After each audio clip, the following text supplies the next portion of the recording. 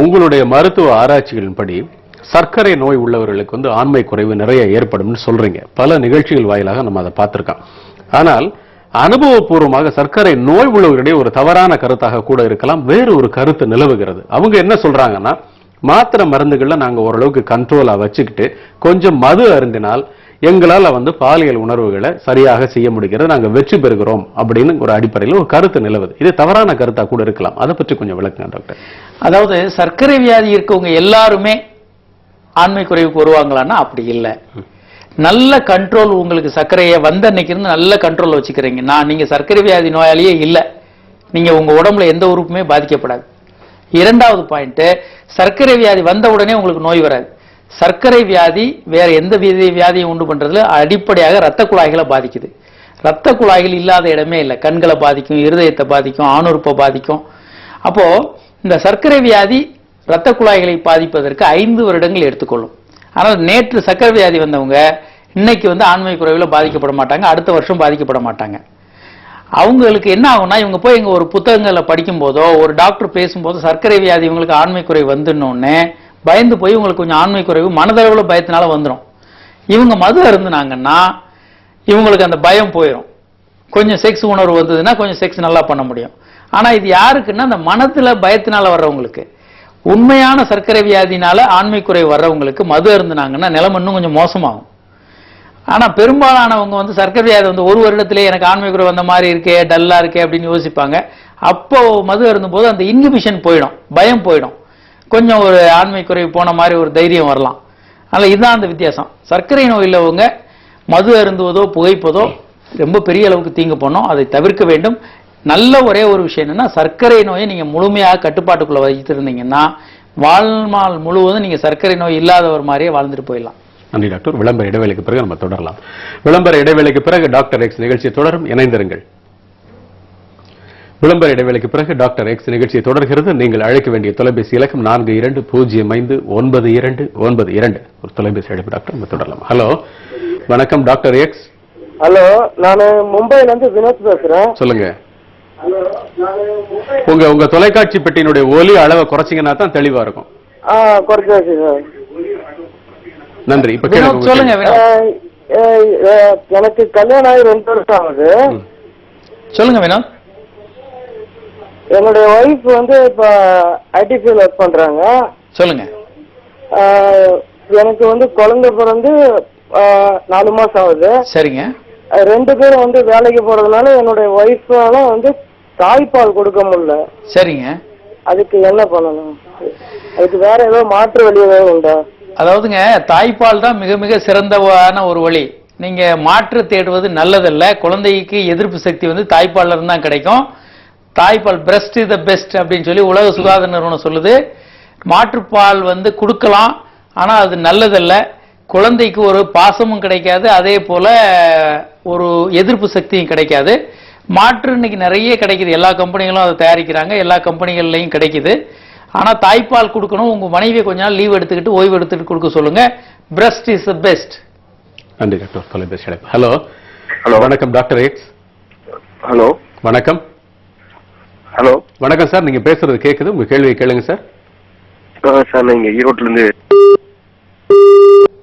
அந்த இணைப்பு துண்டிக்கப்பட்டது டாக்டர். அதாவது இந்த நிறைய விளம்பரங்கள், இப்ப சமீபத்தில் வர்ற விளம்பரங்கள் ஆர்கன் பில்டர், ஆர்கன் பூஸ்டர் அப்படின்லாம் வருது.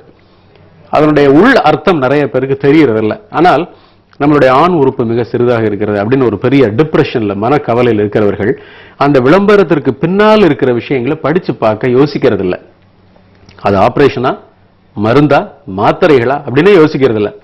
ஆர்கன் பில்டர், ஆர்கன் பூஸ்டர் அப்படிங்கிற வார்த்தையை பார்த்த உடனே அவங்க என்ன நினைக்கிறாங்க, இந்த அளவுல இருந்து இந்த அளவு இது பெருசாயிடும் அப்படின்னு ஒரு கனவுக்கு போயிடுறாங்க. அதுல கூட ஏமாற்றங்கள் நிறைய மிஞ்சுது அப்படிங்கிற ஒரு தகவல் இருக்கு.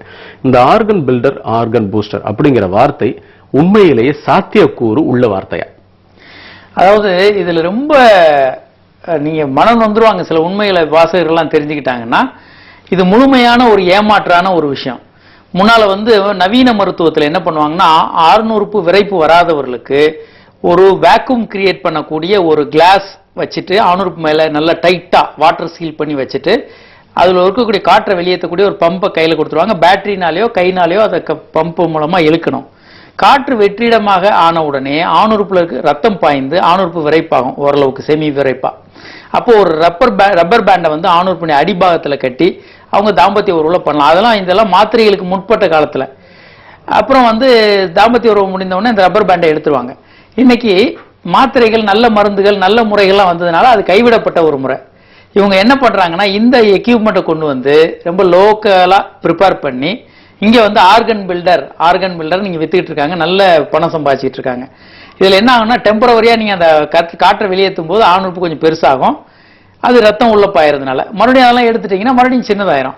ஆனா அந்த கொஞ்சம் விரிவடைஞ்ச உடனே பல பேர் ஓஹோ இது ஆர்கன் பெருசாகுதுன்னு நினைக்கிறாங்க. இது ஒரு முட்டாள்தனமான ஒரு விஷயம். ஆனா அதே போல பல ஏமாற்றுதல்கள் நடந்துட்டு இருக்கு. ஒரு கப்பல்ல இருந்து ஒரு வேலை செய்யற ஒருத்தர் வந்தார். அவர் கப்பல்ல வந்து யாரோ ஒரு ஆர்கனை பெருசாக்குறேன்னு சொல்லிட்டு ஒரு இன்ஜெக்ஷன் போட்டாராம் ஆணுறுப்புல. அது என்னன்னா ஒரு ஆயில் மாதிரி ஒரு விஷயத்த ஆணுறுப்புடைய தோல்ல அவர் இரகுலரா இன்ஜெக்ஷன் போட்டிருக்காரு. ஆணுறுப்பு யானைக்கால் வியாதி வந்த மாதிரி வீங்கி போயிட்டு இருக்கு. ஆணுறுப்பு பெருசாயிடுச்சு அப்படின்னு. அப்புறம் அது பார்த்து அகோரமாகவும் அசிங்கமாகவும், ஒரு யானைக்கால் வியாதி வந்தா கால் பெருசுன்னு நம்ம நினைக்கிறோம். அது ஒரு உடற்பயிற்சி பண்ணி பெரியதான கால் அல்ல, அது வந்து வியாதி உள்ள கால். அது மாதிரி ஆணுறுப்பு வீங்கி போய் வந்து அப்புறம் சிகிச்சைக்காக எங்ககிட்ட வந்தாங்க. நாங்க அதை சரி பண்ணி கொடுத்தோம். ஆணுறுப்பு பெருசு பண்றேன்னு சொல்லி பல தவறான விஷயங்களை பல பேர் பண்ணிக்கிட்டு இருக்காங்க. சில பேர் என்ன பண்ணாங்க, சில ரிங்கை வந்து ஆப்ரேட் பண்ணி தோலுக்கு அடியில் வச்சுட்டாங்க. ரிங்கு பித்தளை மாதிரி விஷயங்களை உள்ள வச்சு ஆணுறுப்பு பெருசாக்குறேன். இதெல்லாம் மூடத்தனமான பழக்க வழக்கங்கள். இதெல்லாம் செக்ஸ் இன்பத்தையும் பல விஷயங்களையும் கெடுக்கக்கூடிய ஒரு விஷயங்கள். இந்த மாதிரி போகக்கூடாது. அதனால ஆணுறுப்பு உங்களுக்கு என்ன சைஸோ அந்த சைஸ் இருக்கும். அதுல ஏதாவது உங்களுக்கு குறைபாடு இருந்தா நீங்க தகுதி வாய்ந்த மருத்துவர் அணுகுங்க. சினிமா படங்களையோ மற்ற ஒரு உறுப்புகளையோ பார்த்துட்டு நமக்கு அது போல வேணும்னு சொல்லி தேடி போய் ஒரு விலை கொடுத்து புண்ணு வாங்கிக்க வேண்டியதில்லை அப்படின்றதான். நன்றி டாக்டர். தொலைபேசி எடுப்பு. ஹலோ, வணக்கம் doctor X. Yes sir. Sir சொல்லுங்க சார். எனக்கு 24 வயசு ஆகுது சார். சரி. எனக்கு ஒரு 17 வயசுல இருந்து அந்த சுய இன்பம் செக்ஷுவல் சரிங்க அந்த இது இருக்கு. சொல்லுங்க சார். ஒரு நாளைக்கு 2ல இருந்து 3 முறை அப்படி செய்யறேன். சரிங்க. இப்போ எனக்கு 24 வயசு ஆகுது. சரிங்க. முன்ன மாதிரி செய்ய முடியல, உடம்புலாம் ஒல்லியாயிட்டேன், சரிங்க. கண்ணெல்லாம் உள்ள ஒட்டி போச்சு. சரிங்க. இப்போ அப்படி ஒரு ஆசை இருந்தாலும் என்னால செய்ய முடிய மாட்டேங்குது. வீட்டுல மேரேஜ் பண்ணலான்னு பாக்குறாங்க. சரிங்க. நான் என்ன சார் செய்யலாம்? மேரேஜ் பண்ணிக்கங்க, உங்க பிரச்சனைகள்லாம் அதுல தீர்ந்துடும். அதாவது ஆண்மை குறைவு அல்லது உடல் வத்துதல் இது எதுவுமே இதுல ஏற்படாது. இதுல ஏற்படுற ஒரே ஒரு பிரச்சனை என்னன்னா உங்களுக்கு மனதுல ஒரு குற்ற உணர்வு வரும். அதுவும் நீங்க இந்த போலி டாக்டர்கள் பல்வேறு நிகழ்ச்சிகள் எல்லாம் பாத்தீங்கன்னா அந்த குற்ற உணர்வு அதிகமாயிடும். அவங்க உங்களுக்கு ஒரு சஜஷன் கொடுப்பாங்க, இது பண்ணா அதாகும் இதாகும்னு. அதை பார்த்து பயந்து போய் உங்களுக்கு வந்து அதே கவலையில இருப்பாங்க. நல்லா படிக்கிற மாணவர்கள் இதே கவலையில படிப்பே இழந்து போய் ஃபெயில் ஆகிற நிலைமைக்கு வர்றதெல்லாம் நாங்க நிறைய பார்க்கிறோம். அதே போல நல்ல உற்சாகத்தோட இருக்கக்கூடிய இளைஞர்கள் வந்து நமக்கு ஆண்மை குறைவு வந்துருமோ, குழந்தை பிறக்காதோ, உடம்பு பலகீனம் ஆயிருமோ, அதுவா இதுவோன்னு கவலைப்பட்டுக்கிட்டே இருந்தோடனே அந்த கவலையே ஒரு பலகீனமாகி அவங்க உடல்நிலை பாதிக்கப்படுறதை நாங்க நிறைய பார்க்கிறோம். அதனால ஆண்மை குறைவு அல்லது குழந்தையின்மை இல்லை எந்த பிரச்சனையும் இதுல வராது. இது வந்து ஒரு சாதாரணமான ஒரு இயற்கையான ஒரு நிகழ்வு சுய இன்பம் என்பது. அதை பற்றி கவலைப்படுறதை விட்டுருங்க, திருமணம் செய்து கொள்ளுங்கள், உங்க பிரச்சனை எல்லாம் தீர்ந்துரும். நன்றி டாக்டர். தொலைபேசி எடுப்பு. ஹலோ, வணக்கம் டாக்டர் எக்ஸ். சார், நான் எனக்கு ஏஜ் 27 ஆகுது சார். சரி, கேளுங்க, உங்க கேள்வி கேளுங்க. உங்களுடைய தொலைக்காட்சி பெட்டியினர் ஒலி அளவை கொஞ்சம் குறைச்சிருங்க, என்ன தெளிவா இருக்கும் நீங்க கேட்கறது. சரி சார். சொல்லுங்க சார். சார், எனக்கு மேரேஜ் 1.5 வருஷம் ஆகுது சார். சரிங்க.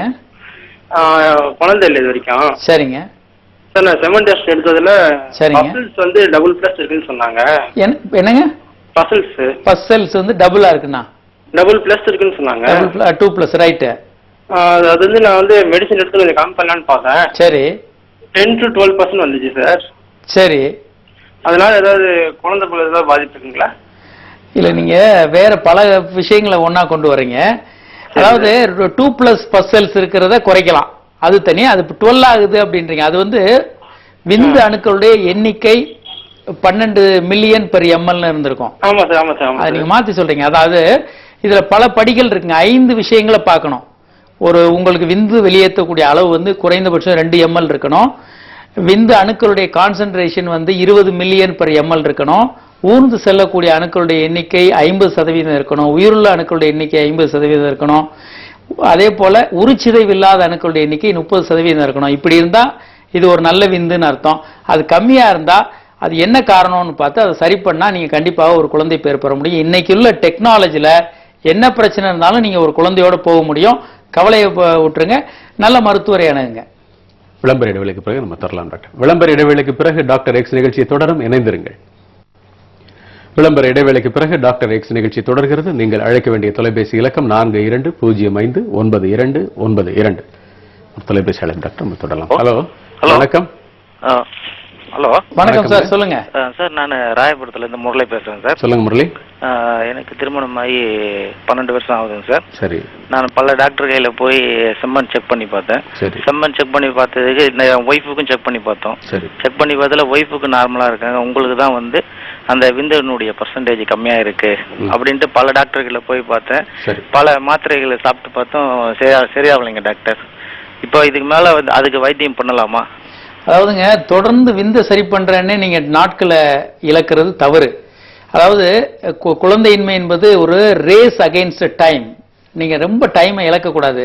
ரொம்ப டைம் இழந்தீங்கன்னா உங்க ஒய்ஃபுக்கு வயதாகி கருத்தரிக்கிறதுக்கு வாய்ப்பு கடினமாயிரும். விந்த சரி பண்றதுக்கு ஒரு மினிமம் டெஸ்ட் இருக்கு. அதுக்கு ஒரு 3 மாதத்திலிருந்து 4 மாதம் செலவு பண்ணலாம். அதுக்கப்புறமாக அடுத்த ஸ்டெப்புக்கு போயிடணும். IUIன்னு இருக்கு. உங்களுக்கு 12 மில்லியன் 15 மில்லியன் இருந்தால் அது போதும். அதை வைத்து IUIன்னு உங்க விந்தணுக்களை ரெடி பண்ணி உங்க மனைவியினுடைய கர்ப்பப்பையில போடலாம். அதுக்கு அடுத்த ஸ்டெப்பு IVF. இப்படி பல படிகள் இருக்கு. அடுத்து ICSIன்னு இருக்கு.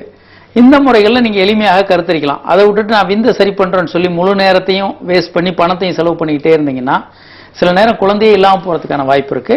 அதனால அடுத்த ஸ்டெப்புக்கு நீங்க போங்க. அதை எந்த ஹாஸ்பிட்டல்ல பண்றாங்கன்னு பார்த்து அந்த ஹாஸ்பிட்டல் IUI IVF அந்த ஸ்டெப்ஸ் போய்கிட்டே இருக்கணும். நன்றி டாக்டர்.